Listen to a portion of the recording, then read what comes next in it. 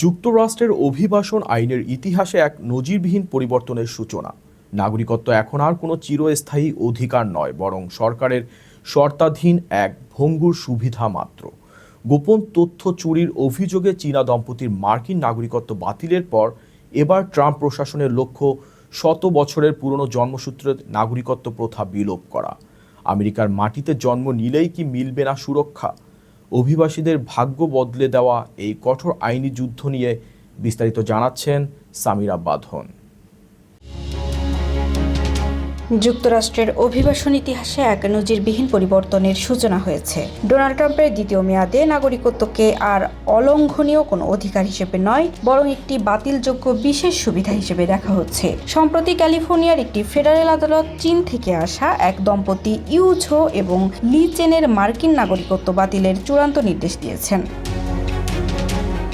You ঝো এবং লি chain ওহাইওর দেশব্যাপী শিশু হাসপাতালে উচ্চপদস্থ গবেষক হিসেবে কর্মরত ছিলেন। 2020 সালে তারা চিকিৎসার অত্যন্ত গোপনীয় তথ্য চুরির অভিযোগে দোষী সাব্যস্ত হন। আদালতের রায়ে বলা হয়েছে, নাগরিকত্ব পাওয়ার জন্য যে সচ্চরিত্র থাকা প্রয়োজন তা এই দম্পতি ভঙ্গ করেছেন। বিচারক জেমস সিমন্স স্পষ্ট জানিয়েছেন, তথ্য গোপন বা জালিয়াতির মাধ্যমে অর্জিত নাগরিকত্ব যে কোনো সময় কেড়ে নেওয়া হতে পারে।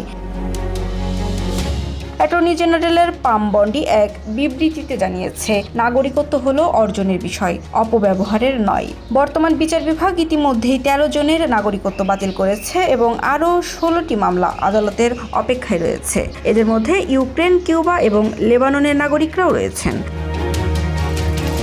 ট্রাম্প প্রশাসনের লক্ষ্য হলো প্রতি মাসে লক্ষ লক্ষ সন্দেহভাজন নাগরিকত্ব জালিয়াতির মামলা খতিয়ে দেখা। এই বিতর্কের রেশ এখন পৌঁছেছে দেশটির সর্বোচ্চ আদালত পর্যন্ত। ট্রাম্প প্রশাসন সুপ্রিম কোর্টকে অনুরোধ করেছে 14তম সংশোধনীর অধীনে থাকা জন্মসূত্রে নাগরিকত্ব প্রথা বাতিল করার জন্য।